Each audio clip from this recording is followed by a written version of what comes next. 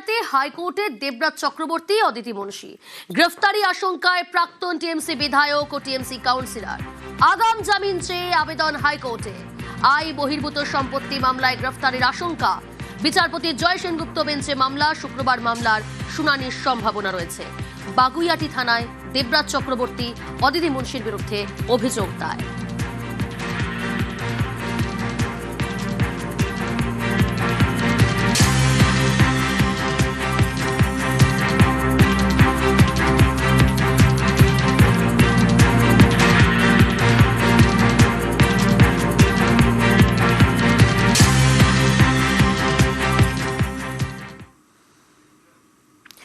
মারের পাল্টা মার নয়।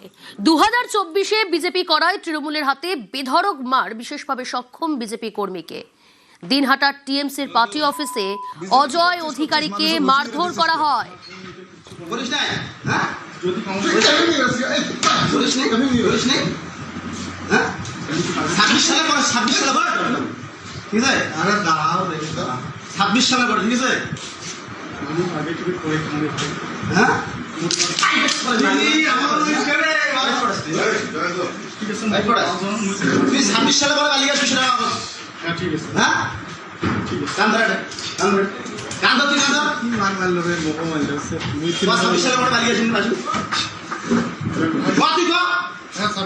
এই মুহূর্তে যে ছবি আপনারা দেখছেন, যে ভাইরাল ভিডিও, সেটা 2024-এ বিজেপি করার জন্য তৃণমূলের হাতে বেধড়ক মার খেতে হয় বিশেষভাবে সক্ষম বিজেপি কর্মী অজয় অধিকারীকে। দিনহাটার টিএমসি পার্টি অফিসে ডেকে অজয় অধিকারীকে মারধর করা হয়। দেখাচ্ছি সেই ছবি। বিজেপি কর্মীকে মারধরের ভিডিও ভাইরাল।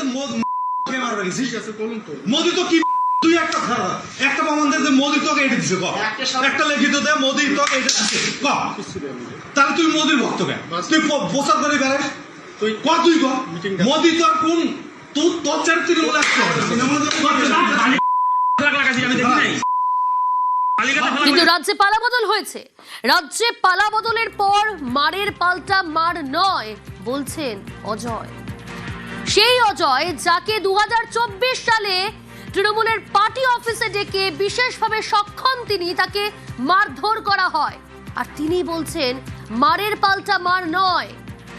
শুভঙ্কর রয়েছে আমার সঙ্গে। শুভঙ্কর, বিশেষভাবে সক্ষম 2024-এ শুধুমাত্র বিজেপি করার কারণে তৃণমূলের পার্টি অফিসে ডেকে বেধড়ক মারধর করা হয় তাকে। আর তার মুখেই রাজ্যে পালাবদল হয়েছে। মারের পাল্টা মার নয়, বদলা নয়, কথা বলছেন তিনি। শুভঙ্কর, এই বিজেপি কর্মী অজয় অধিকারী, তিনি বিজেপির বুথ সভাপতি ছিলেন। তিনি যে গ্রামে থাকেন সেই গ্রামে সবাই তৃণমূল করে, কিন্তু তিনি একমাত্র বিজেপি করেন, এটাই ছিল তার পথ। সে কারণে তিনি 2023-এর পঞ্চায়েত নির্বাচনে বিজেপির হয়ে প্রতিদ্বন্দ্বিতা করেছিলেন।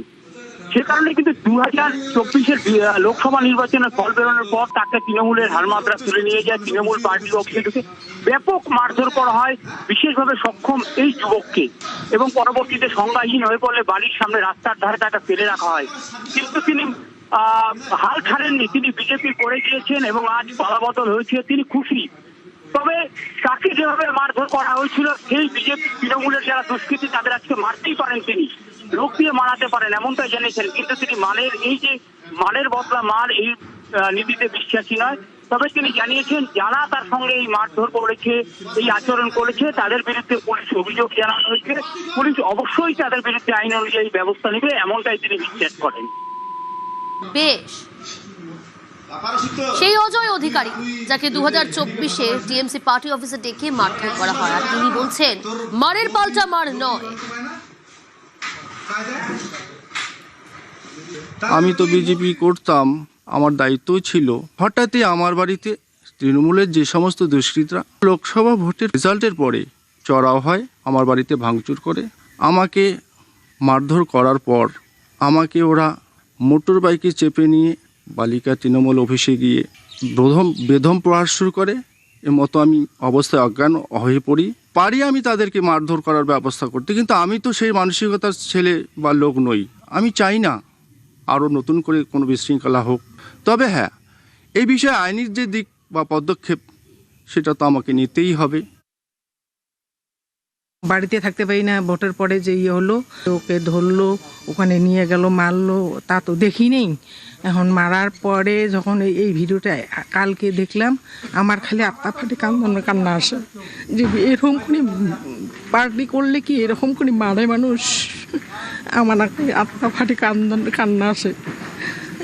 তাহলে তো পার্টি না করাই ভালো। যেভাবে ও আমার ছেলেকে মারছে ওরাও শাস্তি পাক।